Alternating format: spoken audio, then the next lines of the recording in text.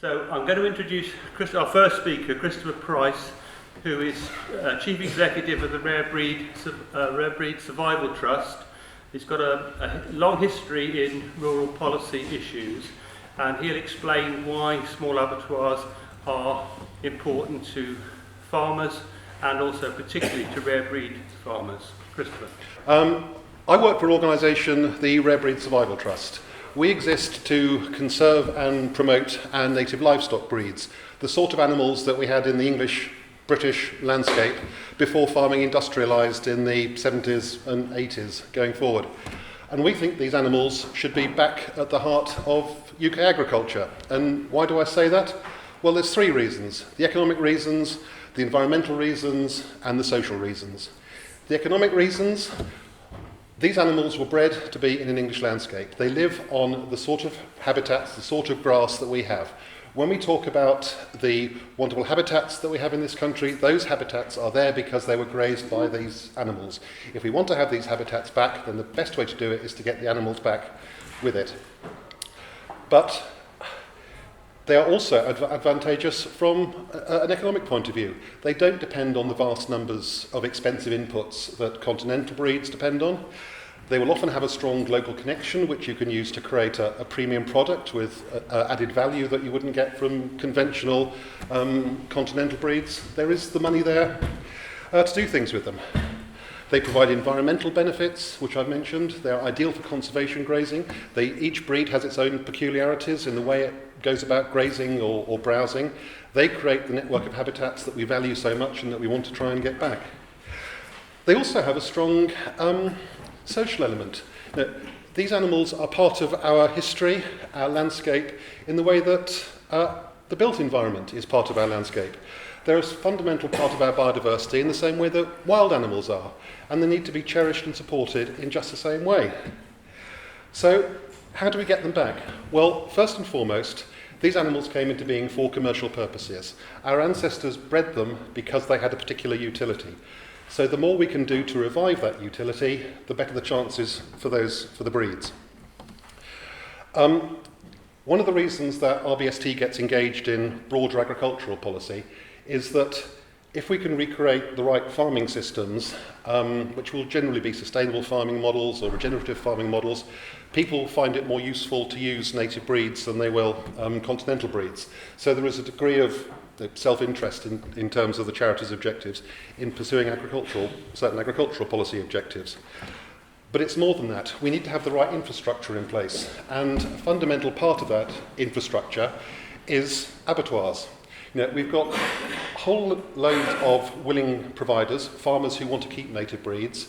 We've got a whole load of willing consumers who want to buy native breed products for all the right reasons.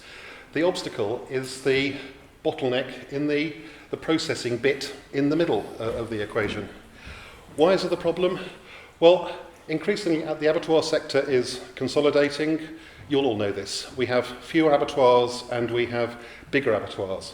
Why is that a problem? Well, a number of reasons. A lot of abattoirs are reluctant to accept small numbers of animals, and many of the people who breed native breeds will have small numbers. They'll be reluctant to take animals which are non-standard, so anything that's got, or certain things which have got big horns or thick skins or particularly woolly coats, abattoirs will be reluctant to have. And often they are a long way from where the farming is taking place. And if an element of your brand is based on high welfare standards, you really don't want to be transporting an animal hundreds of miles from the north of Scotland to the north of England to have the thing killed and processed. It just undermines what you're about. And that's why abattoirs are so fundamental. We've had a lot of discussions over the last 2 days at this conference about what government needs to be doing to support the sector. And there's an awful lot about the importance of BPS and subsidies and things. But I would say that for the livestock sector and the sort of things that we're talking about, that public investment in abattoirs is at least as important as BPS in forwarding the business things. What does government need to do? Well, first of all, I think, I don't really want to come across as one of those farming reps that keeps talking about what government needs to do. A lot of this is in our gift, and I think that so many farmers are doing the right thing. The obstacle is just this little bit, which I think government has a role in. But what does government need to do? Well, ideally, I think short-term capital grants to maintain the existing abattoir network and encourage them to adapt to the sort of models I've been talking about, where they can handle small numbers of non-standard animals. And that will deal with some of the problem. And in those areas where we no longer have abattoirs, which is huge swathes of the country, I think we need far more investment in temporary solutions, so mobile abattoirs. And I'm sure we'll hear a lot about mobile abattoirs, and there are lots of difficulties with mobile abattoirs. You know, where you get enough water, what you do with the byproducts, there are challenges there which are legitimate. But I think that's something worth us and government investigating. And similarly, pop-up abattoirs, abattoirs which are in a certain place for a certain period of time, until we get the more sort of comprehensive network of small local abattoirs in place. I'm not talking about something that's ongoing, that'll last forever, in the way that BPS or that sort of subsidies system does. I'm talking about the short-term intervention, just to help the sector adapt to a more market-facing, unsubsidised world, where farmers who are entrepreneurial, who are trying new things, who are trying to do the right thing, aren't frustrated by the simple lack of necessary infrastructure I've been talking about. So that's where I'm coming from. You know, these animals are important. They're important for a whole range of reasons, and the best way to get them back is to remove the obstacles to people producing them and consequentially buying them. So there you have it. That's why I commend what the Sustainable Food Trust is doing to such a huge extent. Thank you. Now, we're now going to have a discussion between two abattoir owners. On my left here is John Mettrick, who's president of National Craft Butchers, which represents a lot of independent butchers in this country, many of whom have small abattoirs associated with their butcher shops. John has been playing a leading role in the campaign to try to get improvements for the conditions facing small abattoirs. And Callum is a seventh generation meat trader from the Wirral. And that's an awful lot of grandfathers if you put the greats by them. I haven't even tried to do the calculations. But he's the fifth generation on the same abattoir and the same site. And he specialises in rare breeds and pasture-fed livestock. So I'm going to hand over to these two to see if they can tease out between them and explain to us all what it is that's actually causing small abattoirs to close and why the whole sector is facing a real problem at the moment. My name's John Mettrick. I'm involved with the National Craft Butchers, which represents probably about 700 butchers over England and Wales. And we have a number of members who have small abattoirs. And we've been fighting for years, for small abattoirs. A collaboration between ourselves and the Sustainable Food Trust and with government bodies such as the Food Standards Agency and DEFRA and other interested parties have all got together and formed a group where we're trying to save small abattoirs. I just want to really just talk about generally over the country, small abattoirs. We recently did a survey over 9 small plants, and we asked them to actually map the farmers that they were actually servicing. And we found when we did that map that those 9 abattoirs, they were actually servicing over 1,000 different producers. Yeah. And those producers were actually moving their animals less than 35 miles to slaughter. And my point, I suppose, is this is why these businesses need to be protected and need to survive into the future, because they are the future for local meat, for low food miles, for looking after the environment. They tick so many boxes, and that was a random survey. Those people were not picked out individually. I can tell you in our own case, we have about 178 different producers used our facility last year. Only 8 of those are actually the ones who are supplying our retail business. So the other 170 are producers who are either selling directly to farmers markets, farm shops, box schemes, individual farmers, having work done for themselves and their own families. So they are a crucial part of the rural economy, and without them, I don't know where those producers would go. So there's numerous work streams going on to do with bureaucracy, to do with regulation, with the FSA involved with that, DEFRA involved with the bureaucracy side of it. We're also obviously looking at funding. There's all kinds of work streams, too many for me to go through in such a short session, and we have got leaflets which I'd urge you to take with you that the SFT have kindly produced that give you an overall picture of the campaign. Callum, who's joined us today, I'm 2 generations behind him. I'm only 5 generations. I was about to remind him of that. Yeah, so I'm very envious of that. But hopefully my son will step into my shoes at some time. Right. So what I want to do is introduce Callum. Callum came to a meeting that was facilitated by the Food Standards Agency, who've now got meetings happening all over the country. Trying to get small abattoirs together to get some idea of the problems that they're facing and to do something about it. So I do commend the FSA. They want to keep small abattoirs as well. They realise how they're important. And Callum came to one of these meetings and he's very kindly come today. So if you'd just like to introduce yourself, Callum, and then we'll get on with some questions, yeah? So as you said, I'm Callum Edge. I run, it's a 7-generation butcher's business originated in Cheshire. We're now on the site that we moved in 1844, so 176 years ago. Running the abattoir has had so many, over the generations. We've only been closed twice. Once was in 1945 at the end of the Second World War, where we were closed because within the UK we were short of food and everything was centrally slaughtered and then distributed. And then again we were closed as Tony Blair came into power with that government, and we changed the legislation from, at that time we had EEC licence, a medium throughput and low throughput, and I'm sure John is the same. We all had to come under the one umbrella with then it was the Meat Hygiene Service, who's now the FSA. But I think the challenges, and the challenges for a business of my size, we are under 10 employees, is costs. And when we look at our generations before us, those costs have changed massively in this time. And to give you a few examples of our cost of waste, the waste from the slaughterhouse is probably close to £1,000 a month, whereas at one time that waste was actually done as a barter system for sausage skins, which we also pay about £1,000 a month for. So we're looking at a £2,000 a month loss. And that would be same to be said for hides and skins. So I would say that we're running a business between £35,000 and £40,000 a year difference, and this is within the last 10 years for a very small business.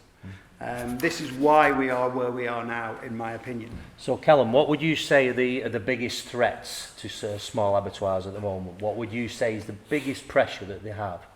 The costs, as I say, another cost that we actually don't really pick the bill up is the FSA. And I think the FSA is an organisation of which we need to start to work together, and both the FSA and small slaughterhouses have to become sustainable together. At the moment, the level of inspection is paid for by the taxpayer. My FSA, I think, is close to 90% funded. If that funding through a government is taken away, I'm sure both John and I will be closed, because we could not sustain the amount of funding, the amount of costing from the FSA. It would be an impossibility. But at the moment, the biggest hit really is the hide and skin price. And if I tell you that, like in the year 2000, we were getting like £45 for a beast hide, and we were getting about £6.50 for a lamb skin. That enabled us to actually, when we were killing for farmers, I can remember my dad saying, we'll kill it, we'll just have the skin. Right? Entirely impossible now. £1 for a beast hide now, £1, yeah? And nothing for sheep at all. And if you're in a remote area, they'll charge you. And if there's one damage, they'll charge you £1. Right?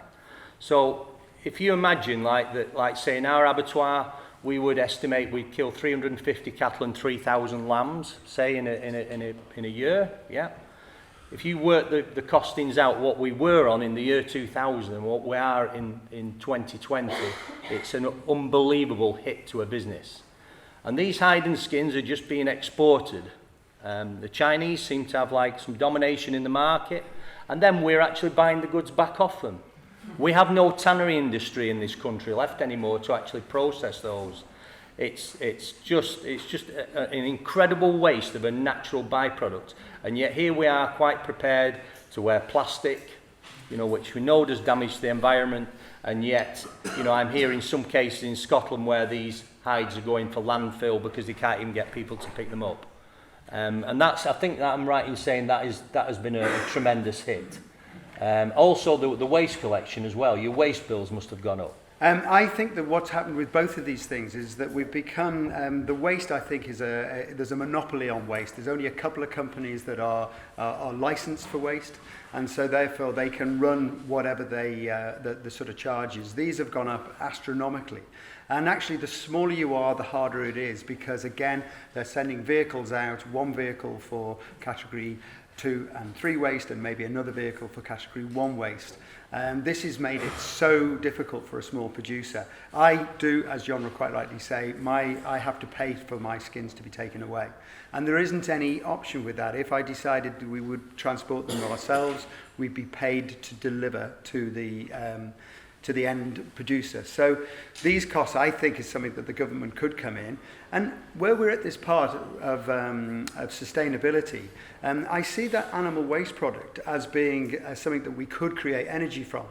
And I think we've really been very narrow-minded on this. We're really proud at Edginson as we tried to have no waste within the business. We've created a big pet food trade. And even though, again, we've had to license ourselves in this direction, but you know, I think if we're going to have, if we're going to respect the animals that we are going to farm sustainably in this country, I'm sure it is the way forward. Then we've also got to respect all its waste and its byproducts and use everything from this animal, which is, you know, it just makes economic sense.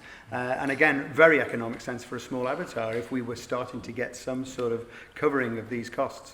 And so, like, if for instance, like you close tomorrow, Callum, what effect would that have on the producers that are bringing to you? Where would they go? What would they do? Yeah, we going back a little bit more. We were 100% retail butchers, and now we, exactly as John, we are probably a third of my business is from doing work for other farmers. And I feel as if we're like a little linchpin in this between farmers markets, people that are selling meat online. We are the site that a small farmer can come to. And maybe if it's one animal a month, he might be able to generate £1,000 more per month than he was doing. And it's times that's 50% of the income from a small farm because they're able to bring their animals to us. We can look after them. We're not a big plant. We can hang the meat, whether they want it hanged for 4 weeks. We've got fantastic refrigeration with UVC lighting, something that if their customer is a Michelin star restaurant, we can make sure that we can look after that. I've got skilled butchers that can do the job. We can get a bigger percentage out for them than a big plant will, because we care about what we're doing and we care about the customer. And also, they are very important to us as a small business because, as I said, a third of our income comes from our charging to the small distributor. So without them, we will struggle, and vice versa. Yeah, and so what you're doing, Callum, is you're adding value to the product for the farmers, something that a large plant can do. You can make meat products, you can make sausages, you can make bacon out of it. And also, you're really a catch-all, aren't you, for farmers? So, for instance, like if a farmer is given a rubbish price to the way the market is running at a particular time, you can offer him an alternative. And this is important, being able to have an alternative for farmers to actually take the produce to a small abattoir in times of price stress or even disease controls, you know, where they're limited, where they can take stuff. You can actually help the farmers out when they're in that kind of environment. Yeah, without doubt. And also creating that storage for them, that they haven't got to put big refrigeration systems in themselves, that they have got that route to market. And actually using our name, similar to your own, where we've had accolades, national accolades over the years, and they're actually saying that this is the company that's doing our work, which gives them some sort of credibility as they're first starting to try to get to market, whether it be online or at farmers markets. So it's a very much a partnership. And it's a part of that business that I realise and have a responsibility to keep the business going for that, not only for my own team, but also for these small farms that, some of the farms that we use that supply me, that 100% of their throughput in a year comes through our retail. And so, you know, we have a responsibility for both of us to keep that going. So, if you had a wish list, what could government do today to actually help, you know, your small abattoir and make sure that it's got a future? I think what I said before about, you know, the sustainability of whether it be the FSA or a small slaughterhouse, when we're working together, at the moment we're one of the very small throughput for the country, and yet we can, in the last 3 times of slaughter, I've had 2 vets that have been there at the same time, our resident vet, and another one that is coming for a reason. We, as a small team, I haven't got the facility to be able to have one person on administration. You know, it could be just 1 day a week, but it's a big part of our week to be able to, just with the administration and bureaucracy that comes with the whole thing of running a small slaughterhouse. And I think that's something that we could look at. We've invested in the slaughterhouse as we've needed to. Some things are necessary, some things unnecessary. We've put CTV in, which I think is a good move in some respects, because surely that should allow a lesser level of inspection, so it costs both the FSA and the government and the retailer less. But it doesn't seem to have worked that way. And I think we've really got to look at how both organisations run together. And, you know, it needs to be much more of a team to get to both good animal welfare and good health inspection than it does to be an us and them relationship. And I think that's something that we've just missed somewhere, which is really unfortunate. Yeah, just with regard to that, I mean, we've had things like recently, just before Christmas, and these things always seem to come just before Christmas. We had to have electrical stunning equipment adapted so that it now needs to make a sound, now it needs to be visible, now it needs to be recorded. I think it's for a period of 2 years where you've got to actually record each individual stun, and that happened just before Christmas, the busiest period. Okay, yes, we know the legislation was in the pipeline for a long time, and perhaps it has caught people by surprise because we were way ahead of the animal welfare regs that were coming out of the EU. But some of that has been the straw that breaks the camel's back, yeah? So if you've got to find £5,000 for this particular machine that can take all the readings and that, you know, that you know, has been a bit of a death knell for some of the small abattoirs. Because they just haven't got the money because of all the financial pressures that they're under with what's happening with the hide and skin price, you know, their waste charges because of where they are, you know, all those things added together and made it very difficult. So I think from my point of view, I think we need some kind of emergency funding from government to actually stop this happening, because you think about it, for spending £5,000 so we could afford that piece of equipment, you could have been supporting hundreds of farmers that are using that facility who are now having to travel further. The animals are travelling further, which isn't good for welfare. The farmer's having to travel further, so that's not good for his little business.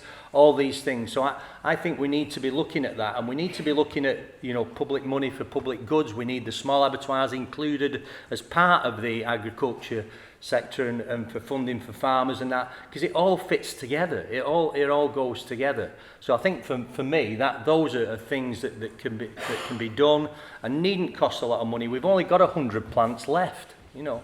I mean, how much money is that going to cost in relation to what's happening and the money that's available to farmers generally? It's a tiny drop in the ocean, you know, for all the benefits that can come from that. So I think that's one of the things. I think also there's issues around communication as well. I think, you know, I'm pleased that the FSA are looking at that, you know, and we're communicating better. And just for example with that, rather than spend £5,000 on a new piece of kit, if you put a CCTV camera on and keep the recording for 2 years, that's the same. So we need to get those messages out there. So I would appeal to anybody who's using small abattoirs, they're under stress, please get in touch with us. The FSA don't want them to close, you know, the SFT don't want them to close, nobody wants them to close, and we don't want them to close in ignorance when we could have something very simple could have actually helped them keep going.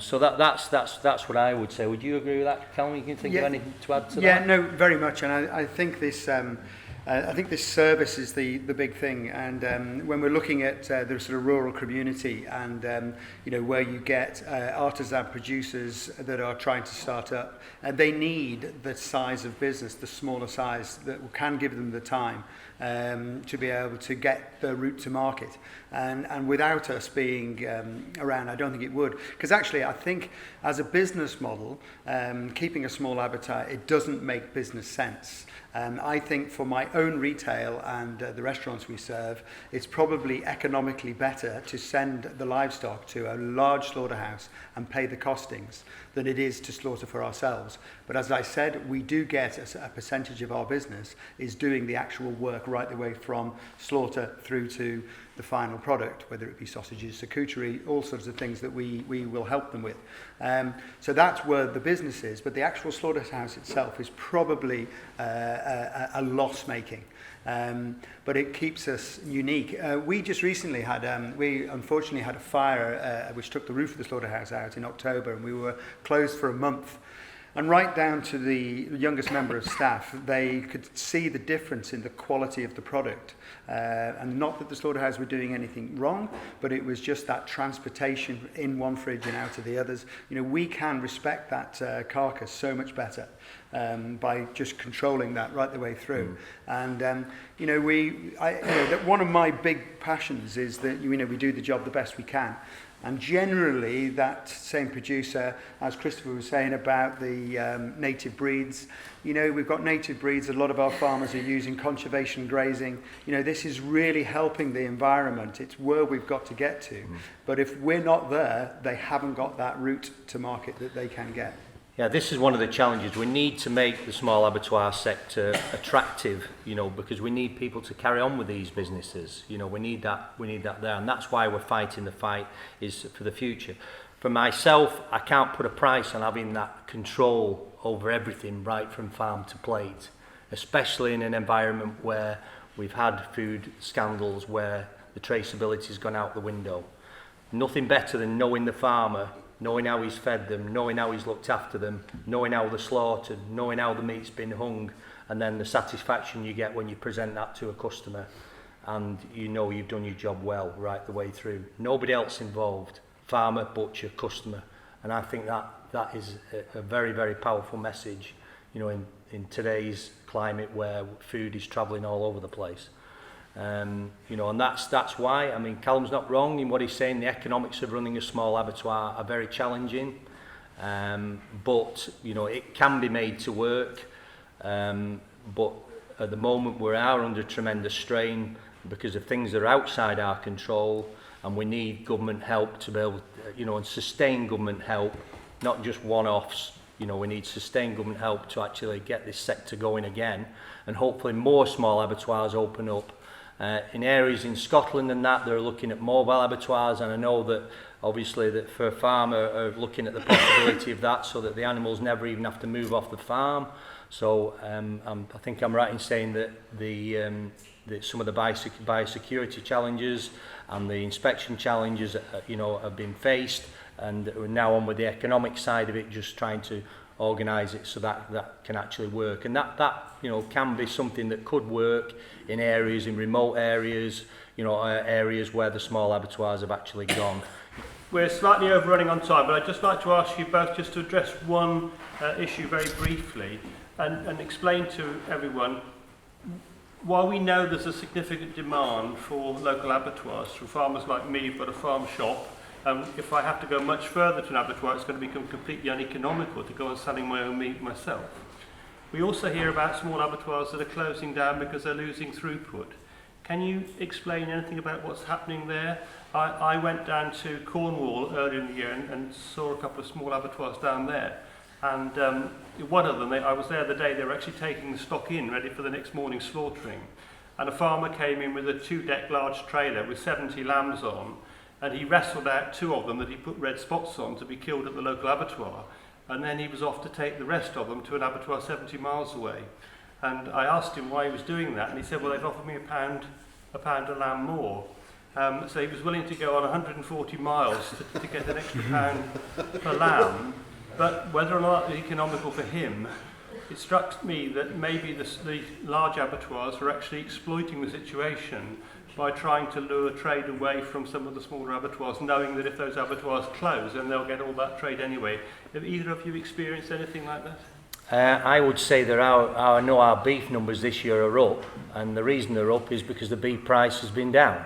So some farmers have actually chosen to actually process their own animals rather than send them into the general market. We've not seen a decrease, to be honest. What Richard. about when Baker's closed down, the Baker's abattoir Yeah. in Aylesey? Was that not an issue for them? Sometimes there's often quite local reasons for these things, as you know, like with TB, you know what I mean, in Cornwall and that. So there are a lot of it is to do with the locality. But I think the thing is, it's the different things, large and small abattoirs. Large abattoirs are all about throughput, you know, and small abattoirs are all about bespoke, you know, service that they can offer to farmers. So that's what it's about, really. So probably the reason I would say that probably the numbers are dropping is because farmers like yourself are finding it harder to justify, you know, taking animals to slaughter because of all the costs of transport and everything else and having to travel further. Do you want to comment on this quickly? Yeah, I'm with John actually. Our throughput is larger. I think our business has grown. And I think for two reasons. One is we do more of the private kill for farmers, and we do much more with that work as well, in the way of making their products, or whether it be bacon or beef, or beef products, or whatever it is. We can do a bigger service, of which we charge for. So going back to that very important customer for us, and then I also think that I think one of the reasons that they've closed down was the reason I said originally, and it's definitely the economics. It's these costings that we, at one time, it was a profit, whether it be especially hides and skins, but also waste. These are the two factors that have made a massive difference. And my biggest worry is that if we ended up taking the cost of the FSA as well, then it's definitely unsustainable in a small plant. Our throughput annual, a weekly throughput, we only slaughter 1 day a week, is say 4 cattle and 30 lambs. ABP, a big slaughterhouse in Stoke, is 4,500 cattle a day. So if you look at those, the difference, it's just the economics has just got no relationship with a lot of the industry. One thing I would also say, which I'm really pleased with, my father retired sort of 20-something years ago, and when he retired on my retail side, I remember thinking, what do I do when all of my customers die? I would say that the average age of my customer would be somewhere between 60 and 70. And that in the last 10 years has really changed. We've got a much more very well-educated, young customer base who are looking for grass-fed, sustainable meat, all the different things that we know that is going to be on more of a healthy basis to eat. And I can see my customer base growing on the retail side and also getting younger. And so, which gives me, I think it's a good time to be in this industry. These are just examples, really, of like little abattoirs that you can see, around the country. Very, very similar patterns. You can see there what I was saying about the fact that they're all travelling to slaughter such small distances, Glen Portman works for the Food Standards Agency. He's very kindly come along to tell us about it from their perspective. He's been very cooperative in working with us. He's responsible for the operations in a large part of the west of England and also much of Wales. And he's trying to help bring some fairness in the abattoir sector, and also looking at what can be done to make regulation in small abattoirs less onerous, given that the regulations were really drawn up for large throughput abattoirs, and they're not totally suited to small abattoirs. But obviously everyone in the government and all of us want to ensure that we maintain the highest standards of animal welfare and hygiene, and so the idea is to try to look at how things can be made a little easier for abattoirs, small abattoirs, without causing any decline in standards. I think the first thing to get across is that yes, we do see it as a partnership role, and I think that's been a key change. I'm sure Richard and Callum would support this over the last sort of 12-18 months, because fundamentally the role of the Food Standards Agency is as a regulator to cut to the chase, that's what we do. We are there for the consumer. But if you link into that, a big part of our role is to actually say, well, how do we work with industry to make sure that the food entering the human food chain is fit for purpose, and the consumer has the quality, so that they know what they're buying is what it says it is. That's fundamentally is our role. But working with industry, I think Callum touched upon this, we've seen a change over the last 5-10 years in that there's been a movement towards bigger abattoirs, and it's quite easy for us to engage as an agency with those abattoirs who can have some political power, who can have some influence in stakeholder management and get messages across. Over the last 12 or 18 months, we've become more and more conscious of, well, how do we work with the Small Abattoirs Group and the Sustainable Food Trust in terms of getting small abattoirs to have a voice in how we progress going forward. I think a couple of things to flag is, people have mentioned cost and regulation. I don't believe there's any imminent change to the costing system that we're looking at, and if we do try and change regulation, that can take a long time. A lot of leading time, a lot of change, you have to go through government processes, etc. to get that moving. And it comes back into whether we lobby government nationally or whether there's a drive to government to incentivise things. Some of the things we've been working on is with Welsh Government and also nationally as well with some of the smaller abattoir groups, is to actually look at what can we do within current regulations and where do we then need to think about, is it a wider issue? Is it the animal byproducts, is it the hides, which starts to touch upon trade, which starts to touch upon markets and economics, which is a wider element, and that's more longer term. But what can we do in the shorter term with the regulations we've got? And if you think about our regulations, a lot of them are linked to EU regulations and legislation, and however that progresses over the next years coming forward, those have been rolled forward into UK legislation. So they are there. There's a lot of interpretation that can go on in those regulations. And I think that's where we can start to pick things off now, is we call them flexibilities, but if you imagine a country in Northern Europe is not the same as a country in Southern Europe, and that's why there's interpretation left in the regulations. And that's where we can start to think about some of the flexibilities that we need to move through. And I fully support that we need a diverse abattoir industry. There's markets there, there's a need there to service across the piece. Some of the things we're looking at and working with colleagues in this room is, we've mentioned inspection, we've mentioned veterinarian resource, is can we sort of look about how we share that veterinary resource? We class it as having a roving vet who's servicing more than one abattoir, which then leads us on to think about, well, if that vet was undertaking certain responsibilities, could we hand some of those responsibilities over to an inspector or even over to the food business operator themselves with certain types of support and maybe even a standard that they need to pass or whatever, but does that allow us to actually hand over some of those responsibilities and for ourselves as a regulator to take more of an assurance role rather than doing the job fundamentally ourselves.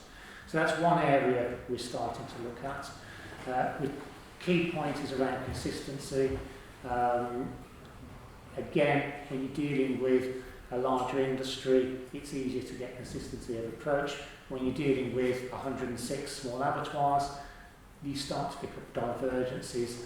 And for all the will in the world to try and get consistency of people on the front facing, working there, it's virtually impossible. So there's a role for us to make sure that the service, that Carol's getting the service, that John's getting, is consistent, so that one person working in any business can go and work in another.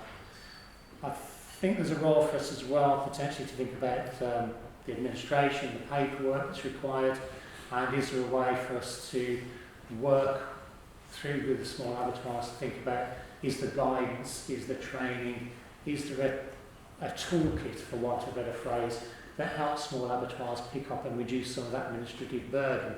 Because receiving animals from, I'll make figures up, let's say 50 different locations requires 50 times the administrative burden of receiving them from one or two, which again, the bigger abattoirs can get over.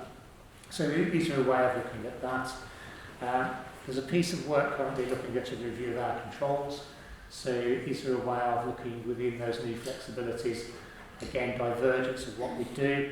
And I think we've touched upon cost, but a lot of frustrations and pressures that we see with people I work with is we're sort of a tipping point. And when we talk about new legislation coming in, perhaps related to CCTV, and John referenced £3,000 to £5,000 worth of investment, we're sort of the tipping point of where there's a lot of pressure within industry, small supermarkets opening up, and that £3,000 to £5,000 becomes a tipping point. It's the reason for closure, or becomes part of the reason for closure, whereas itself it wouldn't be, but it's just part of the bigger economic piece. I think the other sort of pilot work to mention is we're working again with people in this room to actually look at mobile abattoirs. Again, looking at the regulations, they've been talked about across Europe for a long time now.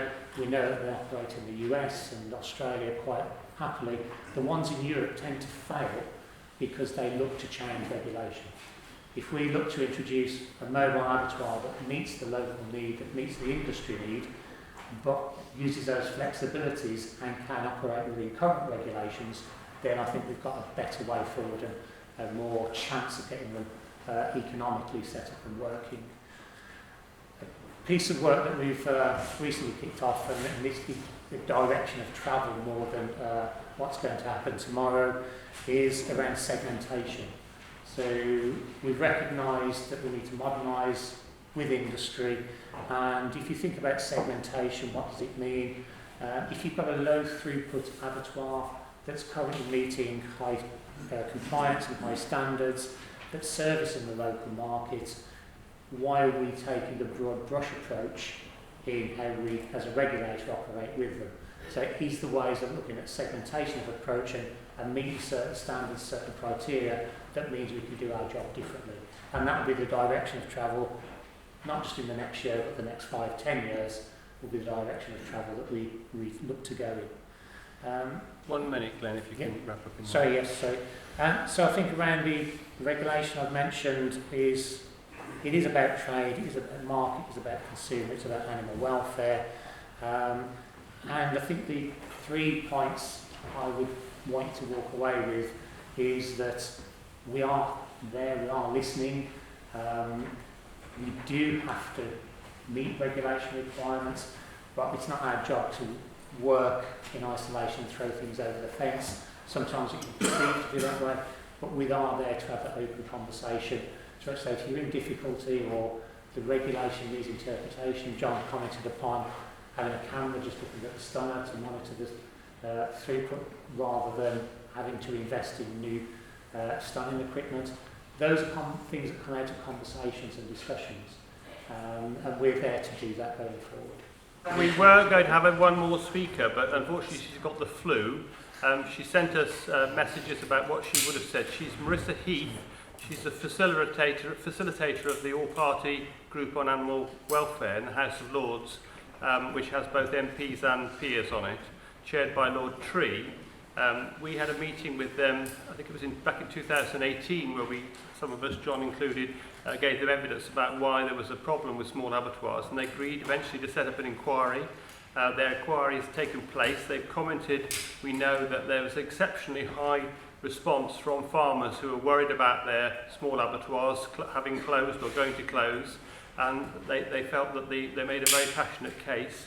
It's pretty clear that the report will repeat much of the information that you've heard today from John and Callum. They can't tell us at the moment what their recommendations to government are, obviously, because the report won't be published until the spring, until a new committee has been selected, because obviously some of the MPs have lost their seats, and it's possible the chair may even change as well. But it is hopeful that they do recognise the issues, and we very much look forward to that report coming out. Now we're going to questions. We've already had one question which we haven't answered.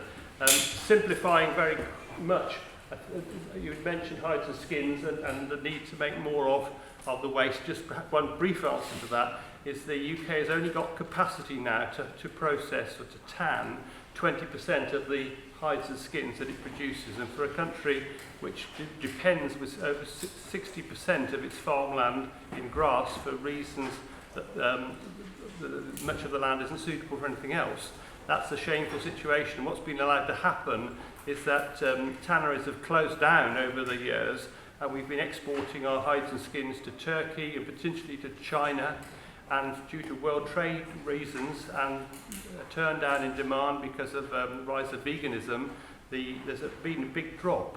But what seems to be happening is that large abattoirs are getting a reasonable price still for their hides in particular, because the collectors, those who want them, can actually get them more economically if they go to one place and get a large number of hides in one go. And this is why the small abattoirs are just being left out in the cold.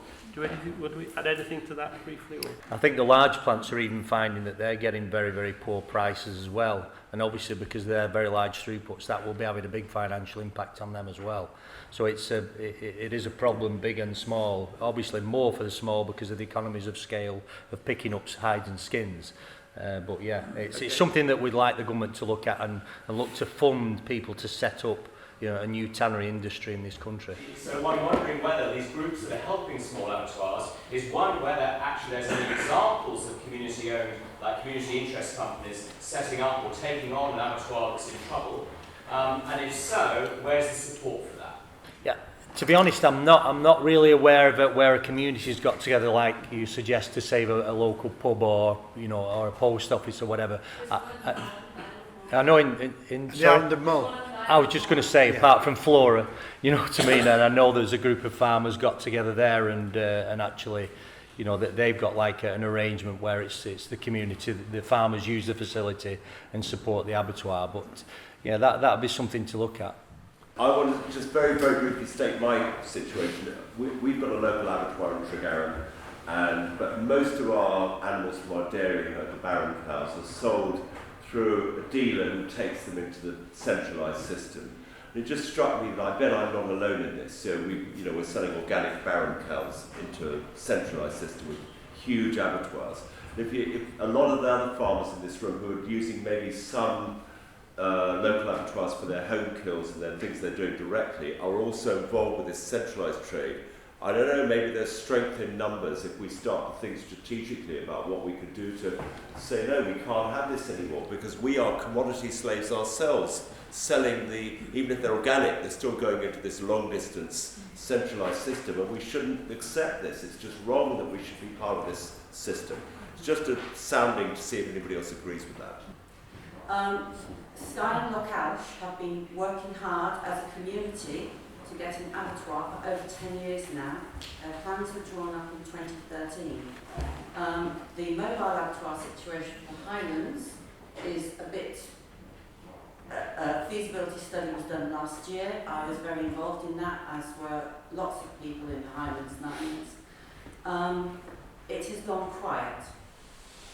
We fear it is an ominous quiet. I have permission to read out an email from Heather, who's involved with Sky and Local, and it's important this is read. It's the first time this information is being made public, and it's shocking. Hi Jane, thanks for your message. We have full activated planning permission, but the Scottish Government put stop to the possibility of any funding support while they do another feasibility study on mobile abattoirs. That refers to last year's study, which we have already shown will not work here. So we have a community shares launch ready to go as well, but can't do it until ScotGov agrees to put some funding our way.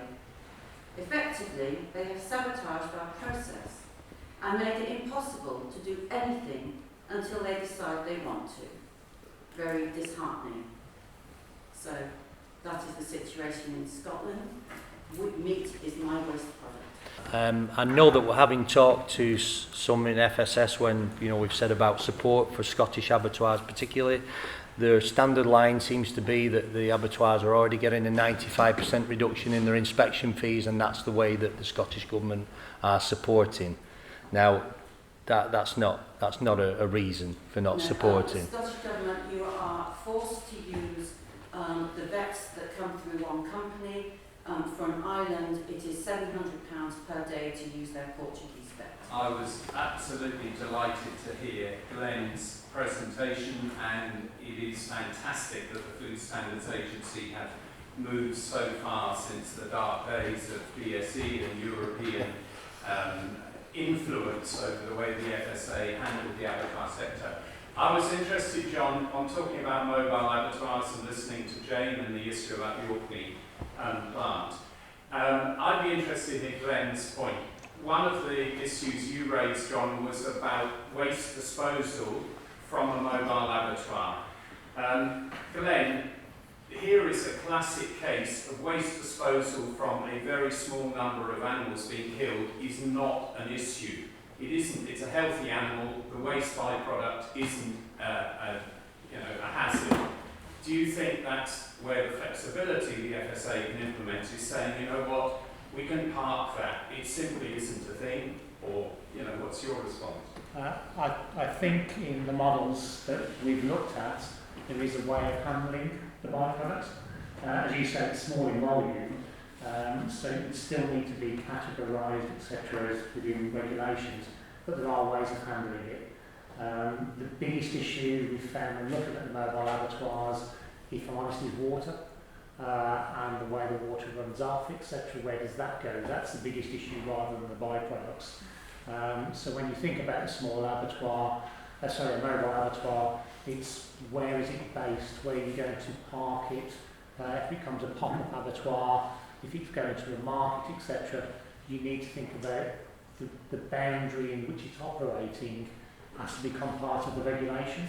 And I don't think that's all insurmountable. We can control that with all within the current regulations. But with regards to the animal byproducts, there's still a need to manage them, but I think we can do it. Yeah, I think I'm right in saying, Glen, that what can happen is the site where the mobile abattoir is actually operating can be licensed, to mean as a collection point, and then it's a question of proving paperwork that an official collector then comes to site and takes it away to show that you've done what you said. But I think, individual sites, could be licensed. I think we should be emphasising that it's animal welfare issue of animals having to be transported long distances to be killed, so they're tense and not good condition when they get there. And I remember learning at an organic conference in the early 90s that in Germany every county had 2 abattoirs paid for, run by the state. How different. Yeah, I think as people become more and more aware of the environment and climate change and things like that, then you'd think that the facility that a small abattoir is offering, would go along with public opinion. So you would hope, that people do that. I have to say, that we've just come past Christmas and, and we've had a good Christmas, and it's all been local meat. So there is a market there if you can get the message out.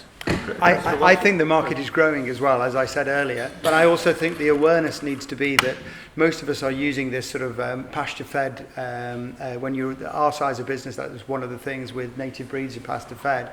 And I think we need to get that awareness out there, and for the word that is on the environmental impact, and that if people start to get the food miles down, we only buy from farms that are 25 miles away from us. We have a circuit, and we actually only sell to restaurants within that period as well. And just to cover your point, I see a massive, because of the closure of slaughterhouses, we do get some animals that have travelled bigger distance to us for private kill. And I really, in my experience, and I've been working for over 40 years in the slaughterhouse, I see a massive difference in those animals that have travelled that distance. And the stress levels on that, it is really apparent. I think we ought to take into account the bigger picture as well. I mean, we're talking about our own particular circumstances, but if you think more widely, BPS is going to go over the next 7 years, so people aren't going to have the money to pay for the sort of inputs that keep the sort of industrial type approaches going. People are going to be eating less meat for a whole range of legitimate reasons, or if you watched Monbiot last night, no meat or anything else forever. that there's going to be huge structural changes in the industry, and abattoirs are there as a sort of a service function of the industry.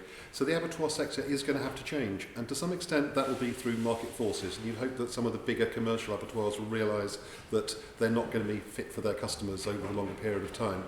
But no, going back, I think there is a role for government to help the sector adjust to this very different world. The whole of agriculture is going to be changing, and government does have a role in sort of smoothing the cliff edge, so that we don't have this drastic change that we could have.